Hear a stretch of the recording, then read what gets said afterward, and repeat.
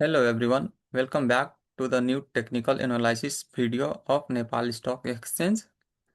आज हामी Nepal stock एक्सचेन्जको technical analysis गर्छौँ मेनली बेस्ड अन भोलाटिलिटी अनि मोमेन्टम अनि प्राइस एक्सनलाई लिएर यो भिडियो शैक्षिक उद्देश्यको लागि मात्र बनाइएको हो। यो कुनै पनि फाइनेन्सियल एडभाइस होइन। स्टक मार्केटमा रिस्क हुन्छ, त्यसैले इन्भेस्टमेन्ट गर्नु अघि आफ्नै रिसर्च गर्नुहोला। This channel is not responsible for any profit or loss. अब हामी भिडियो सुरु गर्छौँ। सो आज हामी तिनवटा तिनवटा कुरालाई लिएर एनालाइसिस गर्छौँ, बोलिन्जर ब्यान्ड, प्राइस एक्सन अनि आरएसआई। सो बोलिन्जर ब्यान्ड भनेको के हो त? बोलिन्जर ब्यान्ड भनेको एउटा भोलाटिलिटी देखाउने गर्छ। यसमा चाहिँ बोलिन्जर ब्यान्ड यस्तो देखिन्छ। यसमा अप्पर ब्यान्ड मुभिङ एभरेज, यो चाहिँ 20 डेज मुभिङ एभरेज हो, त्यो मिडल ब्यान्ड। अनि तलको चाहिँ लोवर ब्यान्ड। अब यत्तिकै नर्मली हेर्दा माथिको अप्पर ब्यान्ड भनेको ओभरबट जोन अनि तलको ब्यान्ड चाहिँ ओभरसोल्ड जोन देखाउँछ। हामी फर्दर चार्टमै अहिले यसको कुरा गर्छौँ। त्यसपछि आरएसआई भनेको मोमेन्टम स्पिड जनाउँछ, जुन कि मार्केट कतिको स्पिडले तल चाहे माथि गइरहेको छ भनेर। सो यसमा हेर्न सकिन्छ 0 to 40, 40 to 60 अनि 60 to 100। यो चाहिँ अनकन्भेन्सनल आरएसआई। पहिलाको आरएसआईमा, नर्मल आरएसआईमा ओभरबट ओभर सोल्ड जोन हुन्थ्यो भने यहाँ चाहिँ 0 देखि 40सम्म बनेको स्ट्रङ डाउन 0 देखि 40सम्म स्ट्रङ डाउन ट्रेन्ड, 40 देखि 60 चाहिँ यसलाई साइडवेज अनि 60 माथि चाहिँ स्ट्रङ बुलिस भनेर आरएसआई अनकन्भेन्सनल आरएसआईले देखाउँछ। त्यसपछि चाहिँ प्राइस एक्सन। प्राइस एक्सनको लागि हामी क्यान्डल स्टिक प्याटर्न युज गर्छौँ आज। यसमा some important price candle stick प्याटर्नहरू मैले इन्क्लुड गरेको छु, हेर्न सक्नुहुन्छ। First one is doji. यो चाहिँ यसको चाहिँ यस्तो भन्छ, अब रेड क्यान्डल पनि हुनसक्छ, चाहे ग्रिन क्यान्डल पनि हुनसक्छ। मार्केट इन्डिसिजन भन्ने जनाउँछ। त्यसपछि आउँछ मारुबोजू। यो ठुलो अप्पर विक लोवर विक नभइकन ठुलो क्यान्डल बन्छ। यो ग्रिन पनि हुनसक्छ अनि रेड पनि हुनसक्छ। अब ग्रिन आयो भने चाहिँ मार्केट बुलिस भन्ने जनाउँछ, रेड आयो भने बिरिस मार्केट। यो चाहिँ बुलिस हरामी र बिरिस हरामी। त्यसपछि इन्गल्फिङ प्याटर्न, रातो पछि पुरै पुरै रातो क्यान्डललाई हरियो क्यान्डलले कभर गरेर माथि जान्नेलाई इन्गल्फिङ भन्छ। त्यसपछि पियर्सिङ लाइन, यो पनि धेरै इम्पोर्टेन्ट क्यान्डल हो। पियर्सिङ लाइन भनेको चाहिँ मार्केट तल झरिरहेछ, बिरिस ट्रेन्डमा छ र लास्ट क्यान्डल चाहिँ वान प्रिभियस डेको क्लोजिङ प्राइसलाई तल गएर फेरि माथि आएर क्लोज हुनु भनेको चाहिँ पियर्सिङ क्यान्डल हो। यो धेरै इम्पोर्टेन्ट। प्राइस ट्रेन्ड रिभर्सल हुँदाखेरि यो आउने गर्छ नर्मली। अनि ह्यामर सबैलाई थाहै छ। ह्यामर भनेको अब डाउन ट्रेन्ड पछि इफ ह्यामर आयो भने मार्केट फेरि अप ट्रेन्डमा जाने चाहिँ चान्सेस धेरै हुन्छ। यो चाहिँ इन्भर्टेड ह्यामर सेम माथिको ह्यामर जस्तै काम गर्छ। अनि मर्निङ स्टार, यो डाउन ट्रेन्ड हुँदा ठ्याक्कै तल सानो स्टार बन्छ, यसलाई मर्निङ स्टार। यसले पनि अप मार्केट रिभर्स हुन सक्ने चान्सेस देखाउँछ। त्यसपछि यो 3 व्हाइट सोल्जर्स आउँछ। लगातार मार्केट तल गइरहेको बेलामा लगातार 3वटा यसरी ग्रिन क्यान्डल बन्छ अलि ठुलो, यसलाई चाहिँ 3 व्हाइट सोल्जर्स भन्छ। अनि यो चाहिँ हिक्काके। यो चाहिँ हेर्नुहुन्छ मार्केट तल झरिरहेको बेलामा लास्ट ठुलो क्यान्डल बनेर यसलाई यसको प्राइसलाई चाहिँ क्रस गरेर माथि जान्छ, त्यसलाई हिक्काके भन्छ। यसरी रातो बनेर फेरि ग्रिन क्यान्डल। अब हामी चाहिँ नेप्सेको चार्टमै गएर एनालाइसिस गर्छौँ।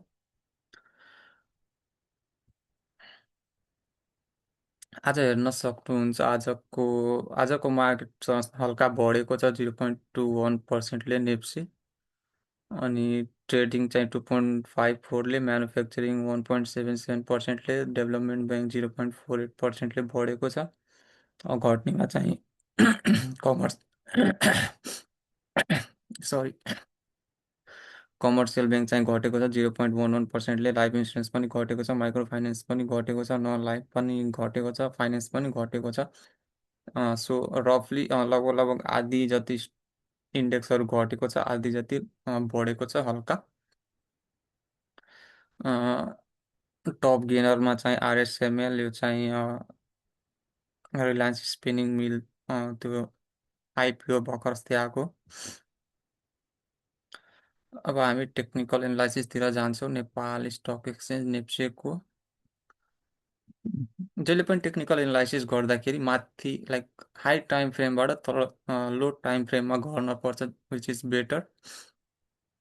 सो फर्स्ट हामी मन्थली चार्ट हेर्छौँ। मन्थली चार्टमा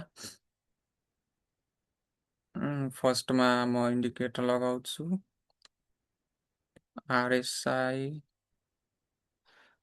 अनि बोलिन्जर ब्यान्ड। आरएसआई र म्याकडी भनेको एउटै चिज हो, दुइटै प्राइसले क्लोजिङ प्राइसले बनेको हुन्छ। सो एउटा दुइटामा एउटा कुनै हेरे पनि हुन्छ। मैले चाहिँ आरएसआई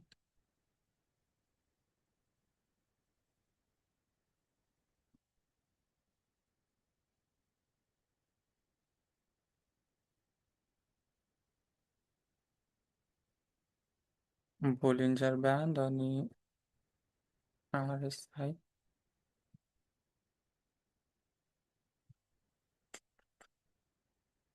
सो मैले अनकन्भेन्सनल आरएसआईको सेटिङ चेन्ज गर्छु।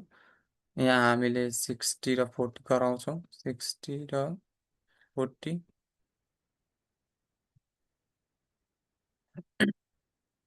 60 र 40 बिचमा साइडवेज, तल चाहिँ डाउन ट्रेन्ड, माथि चाहिँ भेरी स्ट्रङ अप ट्रेन्ड भन्ने हो।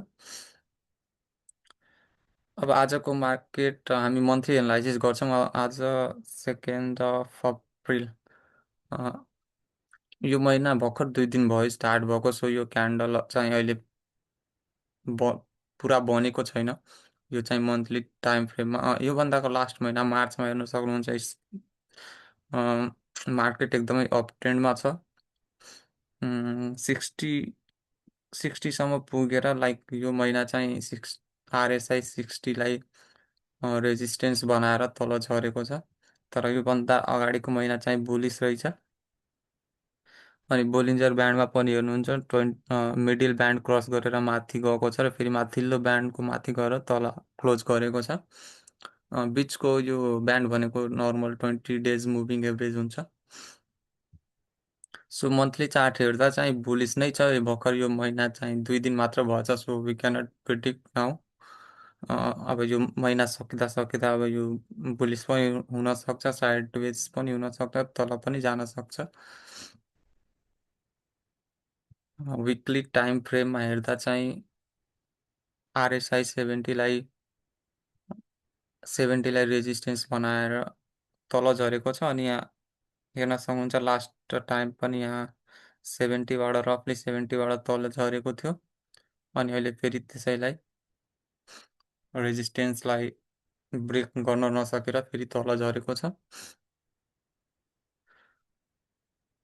अनि यहाँ ठ्याक्कै योभन्दा अगाडिको हप्तामा हेर्नुहुन्छ भने प्राइस माथिल्लो ब्यान्डको माथि गएर फेरि तल झरेको छ। योभन्दा अगाडि पनि हेर्न सक्नुहुन्छ प्राइस मा अप माथिको ब्यान्डबाट माथि गएर फेरि तल झरेको छ।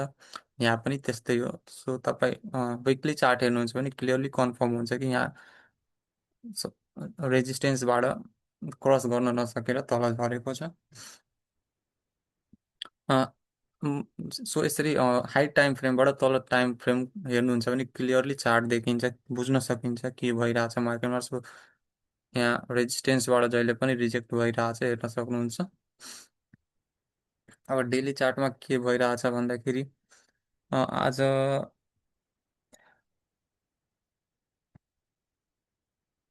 आज आरएसआई 40 45 समवेयर 45मा सपोर्ट लिन खोजिरहेछ आरएसआई। अनि अब सपोर्ट लिएर माथि जान खोजिरहेछ डेली टाइम फ्रेममा। अनि बोलिन्जर ब्यान्डको तल लोवर ब्यान्डसम्म जान सकेको छैन, अलिक माथिबाट प्राइस फेरि रिभर्स हुन खोजिरहेछ। अनि प्राइस एक्सन्स हेर्ने हो भने स्पिनिङ टप क्यान्डल बनाएको छ। सो स्पिनिङ टप क्यान्डलको एनालाइसिस के हो भन्दाखेरि अब यसको यो पनि एउटा इन्डिसिजन क्यान्डल हो। अब यसको अब भोलिबाट प्राइस इफ यसको माथि क्लोज यसको स्पिनिङ टप क्यान्डलको माथि हाइएस्ट पोइन्ट भनेको 2809, यस यो क्रस गरेर माथि जान खोज्यो भने मार्केट रिभर्स हुन सक्ने चान्सेस देखाउँछ, फेरि अप ट्रेन्डमा जान सक्छ। इफ यो क्यान्डलको तल यो 2742को तल प्राइस झऱ्यो भने सो द्याट विल सो कि अब मार्केट तल जान सक्छ। सो स्पिनिङ टप क्यान्डल एउटा इन्डिसिजन क्यान्डल हो, कन्फर्मेसन भएपछि मात्र कि जज गर्न सकिन्छ। यसपछि अब यहाँ हेर्न सक्नुहुन्छ, यहाँ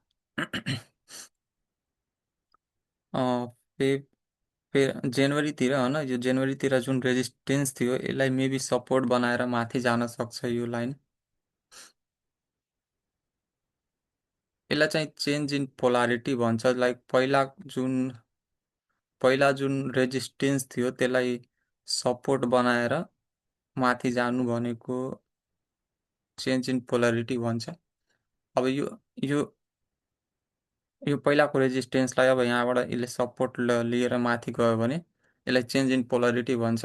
यो पनि एउटा बेस्ट टेक्निकल एनालाइसिसमा पर्छ। अब यहाँबाट माथि सपोर्ट लिएर गयो भने मार्केट दामी बढ्ने चान्सेस हुन्छ। अनि हेर्न सक्नुहुन्छ अब क्यान्डल पनि राम्रो बनेको छ, एउटा इन्डिसिजन क्यान्डल। अब यसलाई माथि क्रस गरेर गयो भने त्यो पनि एउटा राम्रो सङ्केत हो। अनि यहाँबाट अब चेन्ज इन पोलारिटी पहिलाको रेजिस्टेन्सलाई सपोर्ट लिएर माथि जान सक्ने सम्भावना हुन्छ। त्यसपछि हामी आवरली टाइम फ्रेममा पनि हेर्छौँ।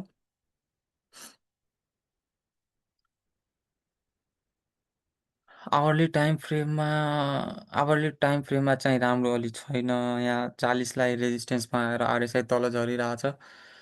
अनि भोल्युम बढेछ, तर it's not green, it's red. अनि बोलिन्जर ब्यान्डमा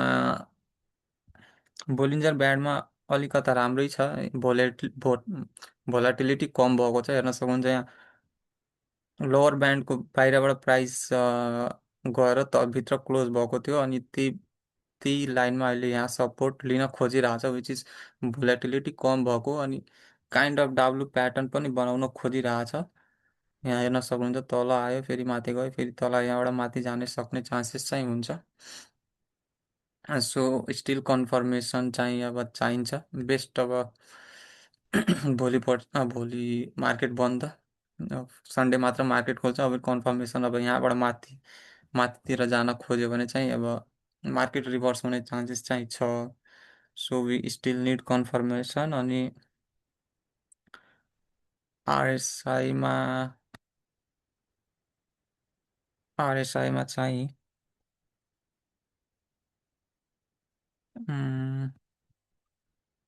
आरएसआईमा चाहिँ डाइभर्जेन्स पनि देख्न सकिन्छ।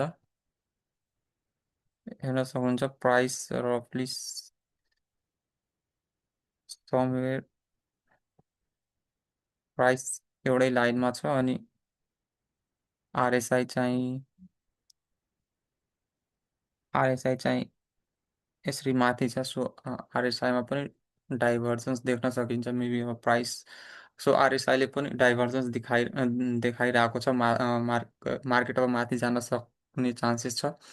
अनि प्राइस एक्सनमा पनि डेली चार्टमा इन्डिसिजन क्यान्डल बनेको छ। अब योभन्दा माथिको प्राइस क्रस गरेर गयो भने चाहिँ अब मार्केट रिभर्स हुने चान्सेस हुन्छ। अ,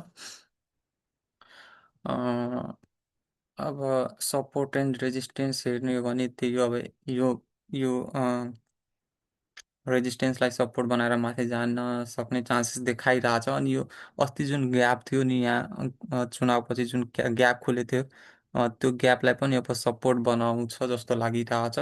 यो ग्यापको आधी लगभग 50% कभर गरिसकेछ। सो राम्रो एकदमै कन्डिसन छ यसको माथि जान सक्ने। सो आजको टेक्निकल एनालाइसिस यति। अरू कुन टपिकमा भिडियो हेर्न मन छ मलाई कमेन्टमा भन्नुहोला। भिडियो मन परे लाइक, सेयर, सब्सक्राइब गर्नुहोला। धन्यवाद।